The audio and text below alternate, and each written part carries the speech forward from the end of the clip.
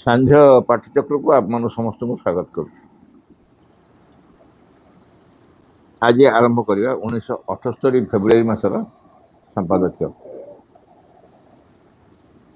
1978 February गोटे अत्यंत विशिष्ट समय आम थिला। माँ जन्म शतवार्षिकी एवं आश्रम परिवेश से अवर्णनीय। बहुत लोग जाइए ओडिशा। 6 वर्ष पूर्व प्रभुंर जन्म शतवार्षिकी पालन हो था 1972 अगस्त एवं 78 फेब्रुआरी ठीक 6 वर्ष 6 मास पर अति चमत्कार वातावरण होते सुंदर सुंदर कार्यक्रम दिखाए। आम से समय गोटे फोल्डर पाइलु। ए फोल्डर विषय में कही बहुत जगह कही फोल्डर विषय। से फोल्डर टी हूँ बापटे माँ शाढ़ीर किसी अंश, डाण पटे सुरेन्द्र धोतीर किसी अंश गोटे फोल्डर टे एवं प्रपत्ति ताकू नहीं आसिक दर्शन सरला फेब्रुआरी 78 फेब्रुआरी प्रोग्राम सरला तापर प्रपोज जो आसिले से किसी धरिकी आसता जहाँ बड़ी कि धरिकी आसता एवं सबू सेक्टर में पचारती तुम भी किए जा कि पंडित दर्शन को जदि कह हाँ आम जाइए ठीक है तुम तो पाई जो जगह कि कहे जाइन से गोटे देवे जाग्रत रख ये हूँ भविष्य रिलिक्स एक्जाक्टली यही वर्डिंग कहते कारण जिते बड़े प्रभुंर रिलिक्स तो सरीज ना गोटे केवे कारण नख और केश के दिन निश्चय केवे सरीज सरीगला जहाँ आप स्थापन करेंगे आनी रिलिक्स करके समाधि मंदिर तैयारी करेंगे सी हूँ यही वस्तु अर्थात व्यवहृत वस्तु माँ और श्रीविंद ठीक 78 फेब्रुआरी आम पाई एवं तो मोर प्रेयर खाता थाए सबुदिन मुझे प्रणाम कर मोर पाखे से सब बेले थाए मो जुआड़े जो जाए पाखे रखता से 78 फेब्रुआरी नवज्योति संपादकीय पढ़ा। कथार अच्छी पशु पक्षी खोजती बसा बा नीड़, मनुष्य खोजे पथ बा मार्ग आउ अनंत ए पथ अपरिसीम ए मार्ग मनुष्य जाति हो जुग जुग धरी चली आगू चली। उपनिषद रे से महान बाणी चरैबती आगे चलो आगे चलो ये हूँ उपनिषद अच्छे मनुष्य केवे स्थिर रही पार निश्चय आगे चल से मार्ग खोज बाट खोज कौ बाटे चल कारण तुमको से समय टाइम नब जमती गोटे नईर स्रोतटे अच्छी तुम स्रोतर प्रतिकूल जावाई चेष्टा कर किसी समय जापार कि अल्टीमेटली तुमको स्रोतर ही जा पड़ो से स्रोत तुम यदि सहयोग कर तो बहुत तीव्र गति चल जापर से स्रोत सियाड़े चलती तुम भी सियाड़े पहुँचल चल तुम यदि नजीव से तुम ठेली नब कहते काल ठेली समय काल छाड़बनी ठेली नहीं आम ओडिशा रे ए प्रकार एक्सपीरियंस कार नथिबो किंतु बाहर को जी बेसी दूर न कलिकता जातु बम्बे जातु ये जगह जातु देखिए रास्ता कहीं चलती मान जो सब अधिकांश जाइए मुझे छठ कहूँ रास्ता कहीं चलती मुझे प्रथम प्रथम प्रथम कलिकता जाइए केथर परवर्त अवस्था कथा कहनी प्रथम कलिकता जाइली मु बहु बजार टी ओडिया एरिया से सब क्या पाक जा मन पड़े किसी କିନ୍ତୁ ସେଇଠି ରାସ୍ତାରେ ଠିଆ ହେଇଛି ଖାଲି ଧକ୍କା ଖାଇ ସିଆଡ଼େ ପଳାଉଥାଏ ପୁଣି ସିଆଡ଼େ ଧକ୍କା ଖାଇ ଇଆଡ଼େ ପଳେଇ ଆସୁଥାଏ। ମୁଁ ରାସ୍ତା ମଝିରେ ଠିଆ ହେଇଛି କାହା ଗୋଟେ ଅପେକ୍ଷା କରି କିଏ ଆସି ମାରିଲେଣି ଧକ୍କା। ଆଉ ସେ ଧକ୍କା ମାରିକି ବି ସେ ତମ ମୁହଁକୁ ଚାହିଁବେନି, ଓଲଟା ତମକୁ ଗାଳି ଦେବେ କାହିଁ ରାସ୍ତାରେ ଠିଆ ହେଇଛ। ଇଏ କୋଉଠି ତ ଠିଆ ହବ। ସେ ରାସ୍ତା ଭିଡ଼ କରିକି ସେମାନେ ଆସୁଥିବେ ଏପଟ ସେପଟ, ତାରି ଭିତରେ ଯିବା ଆସିବା ଚାଲିଥିବ। ଯଦି ତମେ ଯିବ ତା ସାଙ୍ଗେ ପଳା, ନ ଯିବ ଯଦି ରାସ୍ତା ଛାଡ଼ିକି ପଳା। ଠିଆ ହେଲେ ଖାଇବ ଧକ୍କା, ଖାଲି ଠେଲି ଠେଲି ନେଇଯିବ। ଏ ହେଉଛି ଆଉ ଗୋଟେ କୋଉଠି ମୋର ମନେ ପଡ଼ୁନି, ସବୁ ଇଣ୍ଟରେଷ୍ଟିଂ ଏକ୍ସପିରିଏନ୍ସ ସବୁ। ମୁଁ ଯାଉଥିଲି ହଠାତ୍ ଭିଡ଼ ହେଇଗଲା ତାପରେ ମୋ ଗୋଡ଼ ଆଉ ତଳେ ଲାଗିଲାନି, ସବୁଆଡ଼େ ଚାପି ଚୁପି ଦେଲେ। ମୁଁ ଚିଲଉଛି ତାକୁ ଯେ ପାଟି କରୁଛି, କିଏ ଶୁଣୁଛି। କିଛି ସମୟ ପରେ ଦେଖିଲା ବେଳକୁ ମୋ ଗୋଡ଼ ଯାଇ ତଳେ ଲାଗିଲା। ଯେତେବେଳେ ବେଶ କିଛି ବାଟ ମୁଁ ପଳେଇଲି, ସ୍ୱର୍ଗରେ ଆକାଶରେ ପଳେଇଲି। ମୋର ଟେକି ଟେକି ତାଙ୍କ ସମସ୍ତ ଚାପାଚାପି ଭିତରେ ମୁଁ ଉପରକୁ ଉଠି ଯାଇଛି। ପୁଚକି ଗଲେ ଉଠିଯିବନି ଟିକେ, ଧଡ଼ିଆ ମଣିଷ ସିନା ଚାପି ହେଇଯିବ, ଆମେ ଯଦି ମୋଟା ଲୋକ ଟିକେ ପୁଚକି ଯାଇଛି ଉପରକୁ ଟିକେ ଉଠି ଯାଇଛି, ମୋତେ ଠେଲି ଠେଲି ନେଇକି ଯୋଉଠି ଟିକେ ଫାଙ୍କା ହେଲା ମୁଁ ପଡ଼ିଲି ତଳେ, ଗୋଡ଼ ଲାଗିଲା। ଗୋଡ଼ ଯେମିତି ଲାଗିଲା ମୁଁ କହିଲି ଓହୋ, ଏ ପଛକୁ ଚାହିଁଲି ଏତେ ବାଟ ପଳେଇଲି, ମାନେ ମୋତେ ଠେଲିକି ନେଇ ପଳେଇଲେ ସାଙ୍ଗେ ଚାକିରି। ଆପଣ ନିଜେ ନିଜ ମାର୍ଗ ଖୋଜନ୍ତୁ।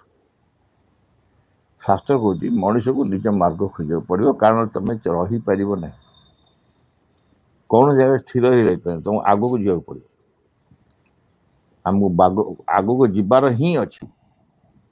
କୁହାହେଲା ଏ ଅନନ୍ତ ଏ ପଥ। ଆଚ୍ଛା, କେତେ ବାଟ ଯିବ? କେତେ ବାଟ କ'ଣ ବାଟ ସରୁଛି ଯେ ତମକୁ କୁହାହବ ଏତିକି ବାଟ ଚାଲ? ଚାଲୁଥାଅ, ଯେଦିନ ଯେ ଚାଲିବା କଥା ଚାଲୁଥାଅ। ଅନନ୍ତ ଏ ପଥ ଅପରିସୀମ ଏ ମାର୍ଗ। ଏ ମାର୍ଗର ସୀମା ନାହିଁ। ମନୁଷ୍ୟ ଯାତ୍ରୀ ହୋଇ ଯୁଗ ଯୁଗ ଧରି ଚାଲିଛି।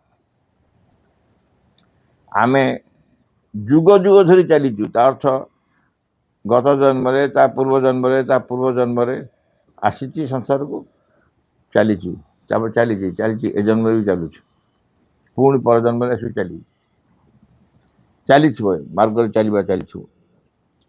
ଆଗକୁ ଚାଲିଛି। ଉପନିଷଦରେ ସେଇ ମହାନ ବାଣୀ ଚରୈବତୀ ଚରୈବତୀ, ଆଗେଇ ଚାଲ।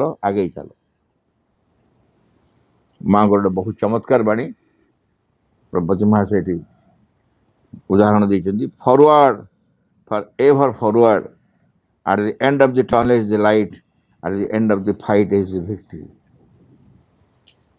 At the end of the tunnel is the light.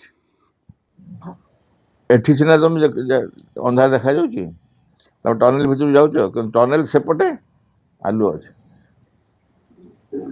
Tunnel ସେପଟେ ଆଲୁଅ ଅଛି। ଯେଉଁମାନେ ସବୁ ଟନେଲ ଭିତରେ ଯାଇଛନ୍ତି, କୋରାପୁଟ ବାଲା ସବୁ କୋରାପୁଟ ଯାଉଥିବେ, କେତେଟା ଟନେଲ ଟ୍ରେନ ପଶିକି ଯାଉଛି। ଗୋଟେ ଟନେଲ ଅଛି ପାଖାପାଖି 10 ମିନିଟ୍ ଟନେଲ ତଳେ ଚାଲେ ଟ୍ରେନ। ଆଉ ପୁରା ଅନ୍ଧାର। ଅନ୍ୟ ସବୁ ଜାଗାରେ କ'ଣ ହୁଏ, ଟ୍ରେନ ଚାଲିଥିବ, ଦୁଇପଟ ଯାକ ବିଲ ବଣ କୋଉଠି କ'ଣ ଥିବ, ତା ଭିତରେ ଟ୍ରେନ ଚାଲିଥିବ। କିନ୍ତୁ ସେ ଟନେଲ ଭିତରେ କିଛି ତ ନାହିଁ, ଖାଲି ପୁରା ଗାତଟା ଭିତରେ ଚାଲିଛି ଗାଡ଼ି, ସମଗ୍ର ଅନ୍ଧାର ବାହାରଟା। ବାଇଚାନ୍ସ ଯଦି ତମ ଗାଡ଼ିର ଲାଇଟ୍ ଫେଲ୍ କରିଗଲା, ତମେ କ'ଣ ହବ? ବାଉଳା ହବ। ଥରେ ସେମିତି ଅନୁଭବ ମୋର ହେଇଥିଲା, ଆମରି ଡବାରେ। କେବଳ ଟ୍ରେନ ଯାକ ଲାଇଟ୍ ଅଛି, ଆମରି ଡବାରେ। ମତେ ତ ଅନ୍ଧାର ଯାହା ଲାଗେ, ସେ ତ ମୁଁ ଜାଣିନି ଯେ ଗୋଟେ ଟନେଲ ଭିତରେ ଗାଡ଼ି ପଶୁଛି। ମୁଁ ସମସ୍ତଙ୍କୁ କହୁଛି ଅନ୍ଧାର ଅନ୍ଧାର ଅନ୍ଧାର, ସମସ୍ତେ କିଛି କହୁନାହିଁ। ସେ ଜାଣିଛନ୍ତି ଯେ ଚୁପଚାପ ବସିଛନ୍ତି, ସେ ଏରିଆର ଲୋକ ସବୁ ଗାଡ଼ିରେ ବସିଛନ୍ତି ନା, ସେ ଜାଣିଛନ୍ତି। କେତେ କେତେ ଦୂରରେ ଉପରେ ଗୋଟେ କଣା, ଆଲୁଅ ଟିକେ ପଡ଼ିବା ପାଇଁ କି ଅମ୍ଳଜାନ ଆସିବା ପାଇଁ କେତେ ଦୂରରେ ଗୋଟେ ଗୋଟେ କଣା ଅଛି। ସେପଟୁ ଯାଇ ବାହାରି ପଡ଼ିଲା। ମୁଁ କହିଲି ଓହୋ, ମଣିଷ ରକ୍ଷା ହେଇଗଲା। ଆଗକୁ ଯିବାକୁ ପଡ଼ିବ, ଯୋଉ ବାଟେ ହଉ ଚାଲ ଆଗ। At the end of the tunnel is the light. ସେପଟେ ପହଞ୍ଚିବାକୁ ଆଉ ଚିନ୍ତା ନାହିଁ। ଟନେଲ ସରିଲା, ସେପଟେ ପୁରା ମୁକ୍ତାକାଶ ସବୁ ଆଲୁଅ ଦେଖାଗଲା। तुम यदि टनेल मझे बाड़ी बिटी हम आहा कहीं अंधार है कहीं अंधार है था अंधार था at the end of the tunnel is the light and at the end of the fight is the victory victory आसीबो केतेबेले victory आसीबो युद्ध शेष रे युद्ध अनिवार्य युद्ध को अवॉइड कर रही हबनी एवं युद्ध रे अंशग्रहण करिया को बाध्य आमे युद्ध रे अंशग्रहण करिबा एवं युद्ध शेष रे विजय रो स्वाद भी चाखिबा कारण युद्ध रे सरी जीवो विजय अनिवार्य at the end of the fight is the victory it is a certainty बोली मा कहते एटा गोटे निश्चितता कहीं निश्चितता ना ये जो फाइट होची ए फाइट रे गोला बारूद काम करूनी किंबा फाइट रे खंडा तलवार काम करूनी किंबा जो टैंक फैंक ये सब किसी काम करनी कि ऊपर बोमा बर्षण से सब किसी काम कर फाइट ऑफ द कॉन्शियसनेस चेतनार युद्ध नूतन चेतना आसी पुरातन चेतना को परिवर्तन करोछ एवं रूपांतर चलछि ए रूपांतर भितर रूपांतर होगी आम नूतन एक जाति उपनीत हबू पुरातन उपर विजय लाभ हो पुरातन जहाँ थिला जे एपर्यंत क्लेम करी आसुला जे I am everything I know everything I can do everything ये जो घमंड थिला तापरे विजय लाभ हो एवं नूतन सकाल नूतन पृथ्वी नूतन जाति नूतन सृष्टि ये सब से आम देखिपार से नूतन सृष्टि की ही देखा यही जो बाणी जो पढ़िली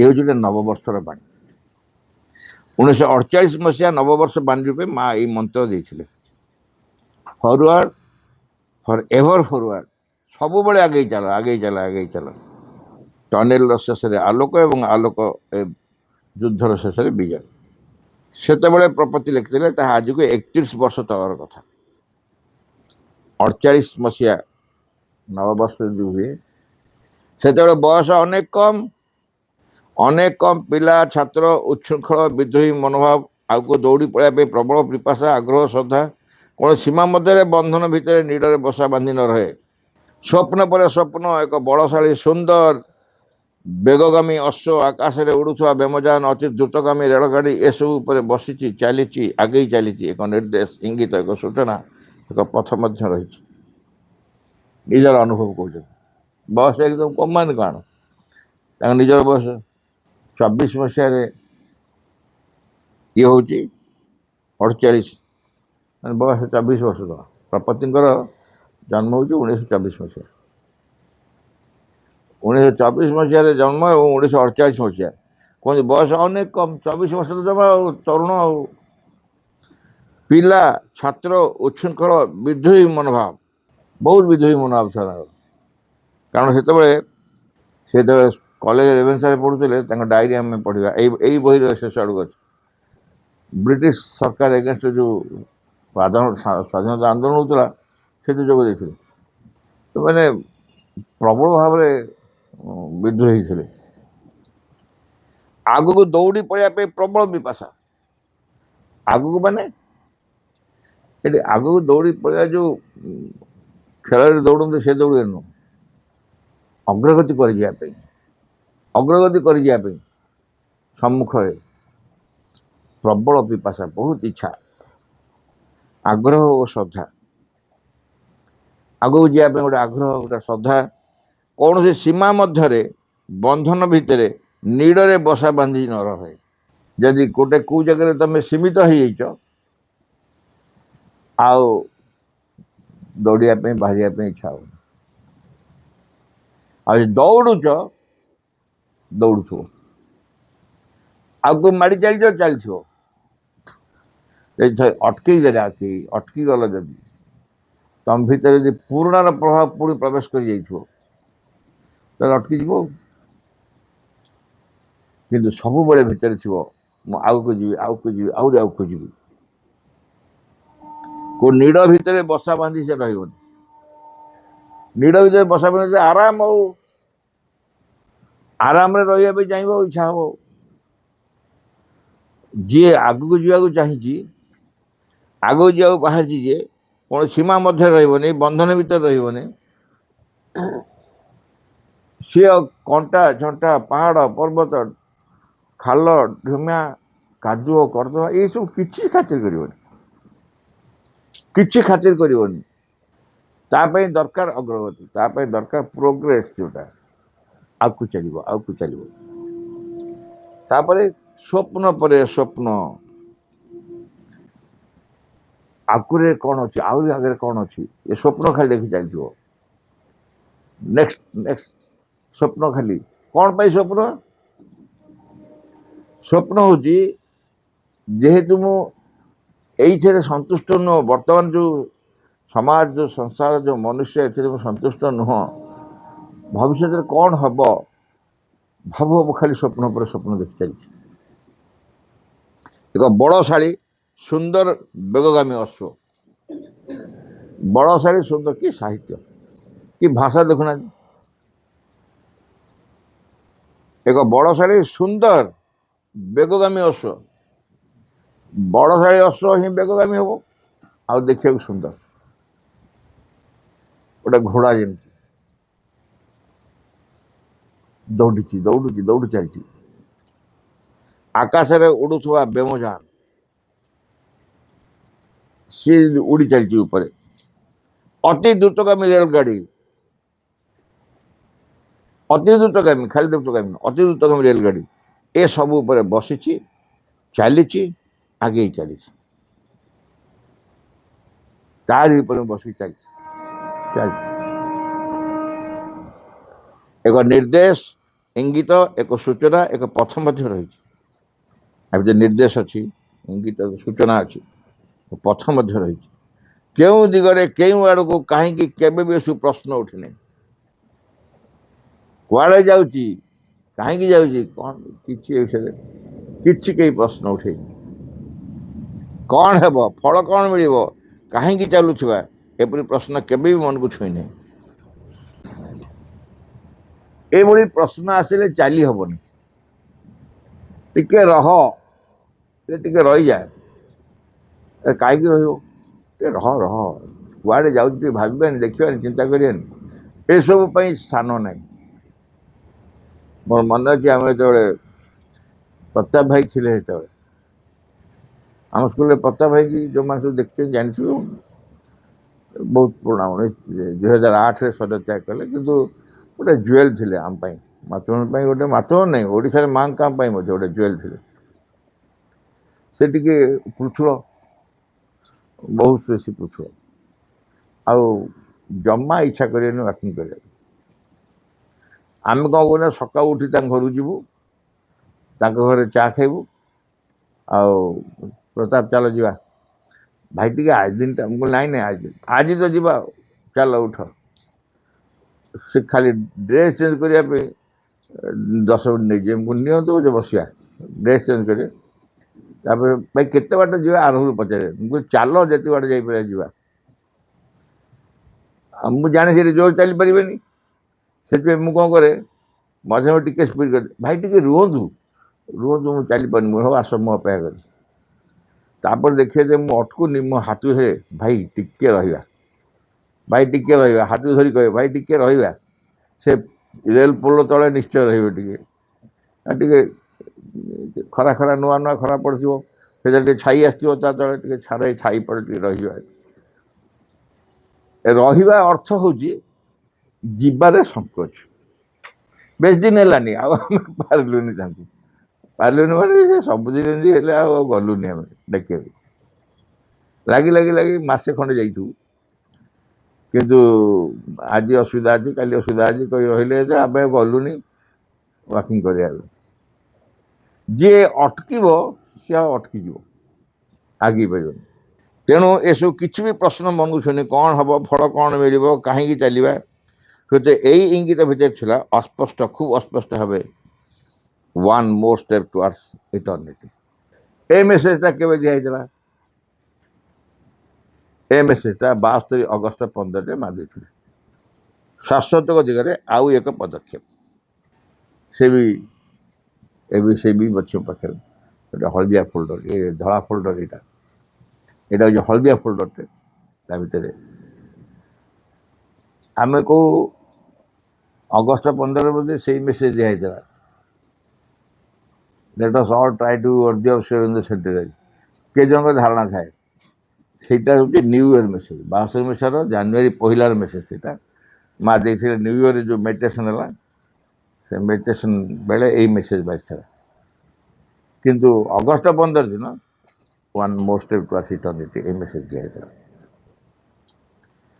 1948 जानुरी प्रथम आश्रम को पत्र लिखी कथा कहते 1948 जानुरी प्रथम आश्रम पत्र लिखी पत्र उत्तर माँ को उपयुक्त प्रथम बाणीटी थिला ये जो फरवर्ड एंड फरवर्ड यही बाणीटी पाई प्रथम से अभूतपूर्व मंत्रवत यहाँ 24 वर्ष बयस अभूतपूर्व मंत्रवत से मेसेज तापड़े मन खूब साहस और दम्भ आसला कारण अंधकारमय सुड़ंग अतिक्रम कले आलोकर सन्धान मिल सुड़ंगर शेष अच्छी आलोक संघर्षर शेष विजय सुनिश्चित ता परवर्ती घटना है 1949 मसीहा फेब्रुआरी मार्च बेलू से पाड़ाखेमटी कॉलेज अध्यापक थाए आश्रम को श्रीमा श्रीअरविंद को दर्शन को आसा मन किसी आग्रह थी पत्र लिखता है यहाँ के 1949 उत्तर देले से एमपी पंडित ता संगे संगे उत्तर देले बाबाजी महाराज अप्रैल दर्शन को आसवा को अनुमति मिलला शुणी से दर्शन को आसवा अनुमति मिलवा बहुत कड़ाकड़ी थिला एत सहज अनुभूति पाइबा मो मन एप्रति विशेष आग्रह रहा ना अजाचित करुणा जब मिले कौन मनुष्य ग्रहण करे कि अर्थात दर्शन पाई पनिशमेंट मिलला किंतु हेलानी जीवा समय गड़ी चलला बाबाजी महाराज को कतोटी पत्र पाइबा पर उत्तर लिखिली से कियो कहीं जे मो प्रति एपरि स्नेह आदर देखा मत केमती केमती लगला ओडिया भाषा देखी मन है से ओडिया भाषा बोधे बेसी पढ़ी ना अवश्य से ओडिया भाषा नवज्योति कार्यालय माध्यम किपर एक नूतन साहित्य सृष्टि कर जेकोसी विज्ञ व्यक्ति श्रीअरविंद साहित्य अध्ययन कले बुझीपर वास्तविक बाबाजी पंचम षष्ठ श्रेणी जाए पाठ पढ़ी पंचम षष्ठ पाठ पढ़िया कथा नहीं मातृभाषा ओडिया यहाँ असुविधा कौन किंतु अनेक दिन रहीगले अयोध्या ओडिया भूलीगले ओडिया कथबार्ता नहीं बंद केवल हिंदी में कथा तापर फेरले ओडिया माने स्पष्ट हो पानी ओडिया एकदम करेक्ट हो पानी शुद्ध ओडिया हो पानी सी सब सत्य जो लिखिले लोक साहित्य भाषा देख लोक चमत्कृत साहित्य गोटे सृष्टि होगा अनेक प्रकार साहित्य अच्छी धर्म साहित्य आध्यात्म साहित्य केते कौन साहित्य सब अच्छी संसार में आ ना है लोक साहित्य अर्थात लोक मान ये साहित्य जहाँ दर्शन करने पूर्व संगे अटूट और स्थायी संबंध गढ़ी उठला पत्र माध्यम देखी ना कि गोटे रिलेशन डेभलप कर ओडिशा प्रति कि गभीर आत्मिक स्नेह सबु प्रदेश प्रति भी अच्छी कि ओडिशा प्रति स्वतंत्र ता देखी मुझे बेले बेले स्तंभित हो जाए देश प्रीति जाति प्रीति मानव प्रीति प्रकृति भगवत उपलब्धि और प्रीतिर एक स्वाभाविक अंश भगवत उपलब्धि और प्रीतिर यह हूँ एक स्वाभाविक अंश अंग बहि प्रकाश मात्र निज देश भल पाइबा जाति भल पाइबा मनुष्य मान भल पाइबा ये हूँ गोटे भगवत उपलब्धि एक अंश और अंग से वर्ष डिसेम्बर 27 तारिख में पूरी सामंत चंद्रशेखर कॉलेज अध्यापक थी समय आश्रम आसी पहुँचे से पंडिचेरी फरारी शासित अंचल पासपोर्ट भिसा संगे धरी आसा होता मात्र यू कि बाटे बेस किसी असुविधा होता तथापि 27/12/49 तारीख सकाल प्राय 9टा बेलू आश्रम गेट्रे पहुँचे हठात बाबाजी महाराज सहित भेट होगा सतक सत से उत्कंठार सहित मो अपेक्षा करते ସେଦିନ ସେଇ ଆଶ୍ରମ ଗେଟ୍ ଓ ସମ୍ମୁଖ ଗୃହକୁ ଦେଖି ଖୁବ୍ ପରିଚିତ ବୋଧ ହେଲା। ମାନେ ଆଶ୍ରମ ଗେଟ୍ ସବୁ ଦେଖି ଚିହ୍ନା ପରିଚୟ, ସବୁକିଛି ଆପଣାର ପରି ବୋଧ ହେଲା। ହୁଏତ ନିଜ ଘରକୁ ଫେରି ଆସିଲି କି। ତାପରେ ପ୍ରାୟ 9:30 ବେଳକୁ ଶ୍ରୀମାଙ୍କ ଦର୍ଶନ ମିଳିଲା। ସଙ୍ଗରେ ଥିଲେ ନଳିନ୍ଦା ଓ ବାବାଜୀ ମହାରାଜ। ନଳିନ୍ଦା ମାଙ୍କୁ କହିଲେ, ଏ ପ୍ରଫେସର ଫ୍ରମ୍ ଓଡ଼ିଶା। ତାପରେ ମାଙ୍କୁ ପ୍ରଣାମ କରି ମେଡିଟେସନ ହଲରେ ବସିଲି। କୁଆଡ଼େ ବା କେଉଁ ସମୁଦ୍ରରେ ହଜିଗଲା ପରି ଲାଗିଲା। ଦେଶ, କାଳ, ପରିସ୍ଥିତି, ଜନସମାଜ କିଛି ବି ଦେଖାଗଲା ନାହିଁ। ମାଙ୍କୁ ଦେଖି ଆସିଛନ୍ତି। କିଛି ସମୟ ପରେ ସେଠାରୁ ଉଠି ଆସିଲି। ମାଙ୍କ ଠାରୁ 1/1/50 ଭୋର 6ଟାରେ ଆଶୀର୍ବାଦ ନେଇ ଓଡ଼ିଶା ଫେରିଲି। ଏତିକି ଦିନ ଯେଉଁ 4 ଦିନ ରହିଲେ, ସେତେବେଳେ ଏକ୍ସମାସ ଛୁଟି ହେଇଥିବ ଅଳ୍ପ ଦିନ। ଦ୍ୱିତୀୟ ଥର ଆସିଲି 1951 ମସିହା ଜାନୁଆରୀ 3 ତାରିଖରେ। ମୁଁ ରହିଲି 7 ତାରିଖ ପର୍ଯ୍ୟନ୍ତ। ସେତେବେଳକୁ ଶ୍ରୀଅରବିନ୍ଦ ମହାପ୍ରାଣ ଘଟି ସାରିଥାଏ। 1950 ଅନେକ ଥର ଦର୍ଶନକୁ ଆସିବାର ସୁଯୋଗ ମିଳିଥିଲା, ମାତ୍ର ଶ୍ରୀଅରବିନ୍ଦଙ୍କୁ ଦର୍ଶନ କରିବାକୁ ସୌଭାଗ୍ୟ ହୁଏତ ନଥିଲା। ବାପତି ସବୁବେଳେ କହନ୍ତି, ମୁଁ 1950 ପଣ୍ଡିଚେରୀ ଯାଉଥିଲି, କିନ୍ତୁ ଦର୍ଶନକୁ ଯାଇପାରିନି। ଦୁଇଟା କାରଣ। ପ୍ରଥମ କାରଣ ହେଉଛି କେବଳ ଭ୍ୟାକେସନରେ ସେ ଯାଆନ୍ତି। ଭ୍ୟାକେସନ ଛୁଟି ହେଲେ ଯାଆନ୍ତି କିଛି ଦିନ ରହିବା ପାଇଁ। ତାପରେ ଶ୍ରୀଅରବିନ୍ଦ ଏତେ ଶୀଘ୍ର ଶରୀର ଛାଡ଼ିବେ କିଏ ବିଶ୍ୱାସ କରୁନଥିଲା। ସେଥିପାଇଁ କହନ୍ତି ମୁଁ ଭାଗ୍ୟରେ ନଥିଲା ଶ୍ରୀଅରବିନ୍ଦ ଦର୍ଶନ କରିବାକୁ। ଶ୍ରୀଅରବିନ୍ଦ ଥିଲାବେଳେ ପଣ୍ଡିଚେରୀ ଯାଇକି ମଧ୍ୟ ଶ୍ରୀଅରବିନ୍ଦ ଦର୍ଶନ କରିପାରିନାହିଁ। 1951 ମସିହା ଏପ୍ରିଲ 17 ତାରିଖରେ ପୂଜ୍ୟ ଲଳିତମୋହନ ଘୋଷ ତାଙ୍କର 2 କନ୍ୟା ସହ ଆଶ୍ରମକୁ ଆସିଲେ। ଲଳିତବାବୁ ପ୍ରଥମ ଥର ପାଇଁ ଆଶ୍ରମକୁ ଆସିଥିଲେ। ଲଳିତଙ୍କ ପୁଅ ପ୍ରପତିଙ୍କ ବନ୍ଧୁ ସାଙ୍ଗ ଥିଲେ। 10-15 ଦିନ ପରେ ସେ ଓଡ଼ିଶା ଫେରିଗଲେ, ମାତ୍ର ମୁଁ ରହିଲି ଏକାଧିକ୍ରମେ 57 ଦିନ ଗୋଲକୋଣ୍ଡ ଗେଷ୍ଟ ହାଉସରେ। ସମସ୍ତ ଗ୍ରୀଷ୍ମ ଛୁଟି କଟାଇ ବାରିପଦା କଲେଜକୁ ଫେରିଲି। ସେତେବେଳକୁ ବାରିପଦାକୁ ପଳେଇଲେ। ପାଲାଖଣ୍ଡି, ପୁରୀ, ବାରିପଦା। এই ଭିତରେ ବିଶେଷ ଘଟଣା ହେଉଛି ଯେ ଆମେ 24/4/51 ତାରିଖରେ ଶ୍ରୀଅରବିନ୍ଦ ଆନ୍ତର୍ଜାତିକ ଶିକ୍ଷା କେନ୍ଦ୍ର ଉଦ୍ଘାଟନ ଉତ୍ସବରେ ଯୋଗ ଦେଇଥିଲୁ। ଏହି ଉତ୍ସବଟି ସମୁଦ୍ରକୋସ୍ତ ଆଶ୍ରମର ଟେନିସ୍ ଗ୍ରାଉଣ୍ଡରେ ଅନୁଷ୍ଠିତ ହୋଇଥିଲା। ସେଦିନ ଉପରବେଳା 4ଟା ବେଳେ ମା ସେଠାରେ ଉପସ୍ଥିତ ହୋଇ ନିଜେ ଶ୍ରୀଅରବିନ୍ଦଙ୍କ ବିରାଟ ଛବି ସମ୍ମୁଖରେ ସମୁଦ୍ରର ଘୁ ଘୁ ଶବ୍ଦ ମଧ୍ୟରେ ଦେଶ ବିଦେଶାଗତ ପ୍ରତିନିଧିମାନଙ୍କ ସମ୍ମୁଖରେ ଯେପରି ତାଙ୍କ ବାଣୀଟି, Sri Aurobindo is present in our midst with all the power of his creative genius he presides over the formation of the university center, ସେ ପଢ଼ିଲେ ନିଜେ। ସଙ୍ଗେ ସଙ୍ଗେ ସମଗ୍ର ବାୟୁମଣ୍ଡଳରେ ଏକ ଅଭୂତପୂର୍ବ ବିଦ୍ୟୁତର ତରଙ୍ଗ ହେଇଗଲା। ସେ ଅପୂର୍ବ ଅନୁଭୂତି ବର୍ଣ୍ଣନା ସାପେକ୍ଷ।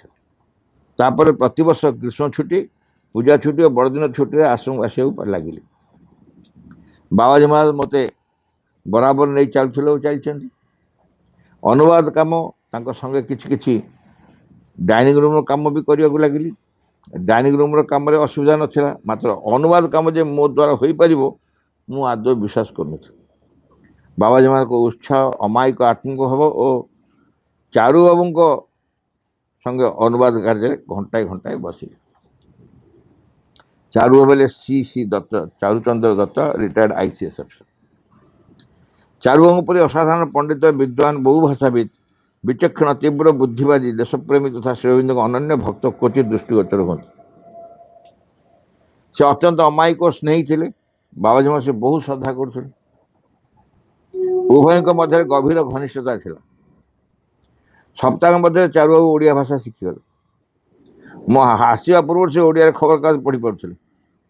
ମୁଁ ଏହି ଅପୂର୍ବ ବ୍ୟକ୍ତିତ୍ୱ ସମ୍ମୁଖରେ ପ୍ରଣିପାତ କରି ଦିନ ପରେ ଦିନ ଶ୍ରୀଅରବିନ୍ଦଙ୍କ ଜୀବନର ଘଟଣାବଳୀ, ବନ୍ଦେ ମାତରମ୍ ଆନ୍ଦୋଳନର ଟିକିନିକି କାହାଣୀ, ଯାହା ସେ ତାଙ୍କ ପୁରାଣ କଥାରେ ଲେଖିଛନ୍ତି, ଶୁଣିବାକୁ ପାଇ ନିଜକୁ ଧନ୍ୟ ମନେ କଲି। ଏହିପରି ଚାଲିଲା 1954 ମସିହା ଗ୍ରୀଷ୍ମ ଛୁଟି ଜୁନ୍ ମାସ ପର୍ଯ୍ୟନ୍ତ। ମେ ମାସ 24 ତାରିଖରେ ଏକ ରବିବାର ଦିନ ମାଙ୍କ ସଙ୍ଗେ ସାକ୍ଷାତ କରିବାର ସୁଯୋଗ ଘଟିଲା।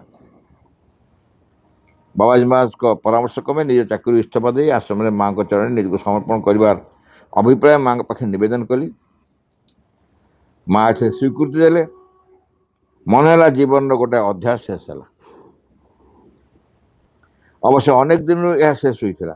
1954 ମସିହା ସେପ୍ଟେମ୍ବର ମାସ 28 ତାରିଖରେ ଆଶ୍ରମ ଶେଷ ଥର ପାଇଁ ଆସି ପହଞ୍ଚିଲି ଏବଂ 1/10/54 ତାରିଖରେ ଆଶ୍ରମ କାର୍ଯ୍ୟରେ ଯୋଗଦାନ କଲି। प्रथम डाइनिंग रूम में किछ दिन कार्य करिया परे स्थिर होला जे स्कूल रे कार्य करिया को हेबो 1958 मसीहा फेब्रुआरी 21 तारिख में नवज्योति पत्रिकार प्रथम वर्ष प्रथम खंड जयपुर प्रकाशित होला ता नवज्योति कार्यालय आरंभ होला ताजु प्राय 22 वर्ष चला मु आसबार 25 वर्ष है गोटे शताब्दी एक चतुर्थांश यह पर जहाँ सब घटी बाबाजी महाराज यही संख्यार प्रकाशित लेखार से सब बरणी देते खूब संक्षिप्त आउ निज संबंध में किसी लिखि ना प्रश्न हूँ 25 वर्ष पर कौन हो कौन हेब जो मुझे 1954 मसीह आसती आज 1978 मसीहा पार्थक्य अनेक बहुत विपुल 1956 मसीहा फेब्रुआरी 29 पार्थिव वातावरण मध्य अतिमांस अवतरण पर पार्थिव प्रकृति धारा परिवर्तित हो जाए परिवर्तन बेग क्रमशः द्रुततर और शीघ्रतर हो आज 22-23 वर्ष पर यही परिवर्तन गति एत तीव्र होजे प्रखर स्रोत नदी जपरी पाद रक्षा कठिन हुए सेपरी परिवर्तन में मनर जुक्ति तर्क बुद्धि विचार ठीक रही पारना एक नूतन युग समागत नुआ पृथ्वी नूतन समाज नूतन मनुष्य जाति ए सबुर मूल अच्छी एक नूतन पूर्णांग आध्यात्म चेतना एक नूतन युग समागत आसी पहुँच सारी नुआ पृथ्वी नूतन समाज नूतन मनुष्य जाति ए सबुर मूल अच्छी एक नूतन पूर्णांग आध्यात्म चेतना पुरातन और नूतन सन्धिक्षण आम छिड़ा हो नूतन जगत प्रवेश टिकेट काटिचु मात्र एपाई साहस सामर्थ्य कूलाऊ ना माँ एम प्रति मुहूर्त बल और साहाय्य दे मात्र आम आम निज अहंग और स्वार्थ डुबी बेले बेले दिगहरा हो उठु केते कठिन ये यात्रा आगे चल ये बाणी मूल शेष पर्यंत प्रतिध्वनित हो चली नवज्योति पत्रिकार प्रथम वर्ष प्रथम प्रकाशन में माँ जो बाणी देते ताठार उद्धार कर मोर वक्तव्य शेष कर The future is full of possibilities for those who know how to prepare themselves for it. अर्थात भविष्य से निमित्त संभावना पूर्ण जो मैंने जानते जे निमित्त निजक किपर प्रस्तुत करा मु पूराटा पढ़ी आलोचनार किसी आवश्यकता नहीं कहीं यहाँ जेहेतु मुझे कहली ना माँ को सेंटेनारी नवजोड़ा स्पेशल संख्यार निज एक्सपीरियंस निज जीवन अनुभव से लिखिं तेणु ए आलोचना करार कि ना शेष होगा आम तापर 1978 अगस्त भगवत सेवकर प्रार्थना विघ्न विनाशन हे भगवान जय हो तुम आम मान अंतरे किसी जपरी तुम कार्य आ विघ्न न घटाए किसी जपरी तुम आविर्भाव विलंब न घटाए सकल विषय सकल मुहूर्त पूर्ण हो तुम इच्छा तुम सम्मुखें छिड़ा आम मैंने तुम इच्छा ही आम मध्य आम सत्तार प्रत्येक अंगरे प्रत्येक कर्म उच्चतम चूड़ारू तुच्छतम प्रत्येक कोशरे पूर्ण तुम ठारे आम निष्ठा हुए जपरी सर्वांगीन चिरंतन आम मैंने सबकि परिहार कर चाहूँ संपूर्ण रूपे तुम प्रभाव अधीन रही आम मैंने केवे जपरी न भूलु तुम निकटरे गभीर भाव निबिड़ भाव कृतज्ञ ही रही प्रति मुहूर्त तुम्हें आम जो अपूर्व संपद सब दान कर जाऊँ से सबूर किसी जपरी आम मैंने अपचय न करूँ आम मान प्रत्येक अंग जपरी तुम कार्य सहचर हुए से सब जपरी प्रस्तुत हो उठती तुम सिद्धि सका परम सिद्धिकर्ता हे भगवान जय हो तुम विजय दिव आम ज्वलंत सक्रिय चरम अटल विश्वास in the name of the mother for the sake of the mother, by the power of the mother, with the strength of the mother, to all adverse, harmful, being or force, I order to quit this place at once and forever.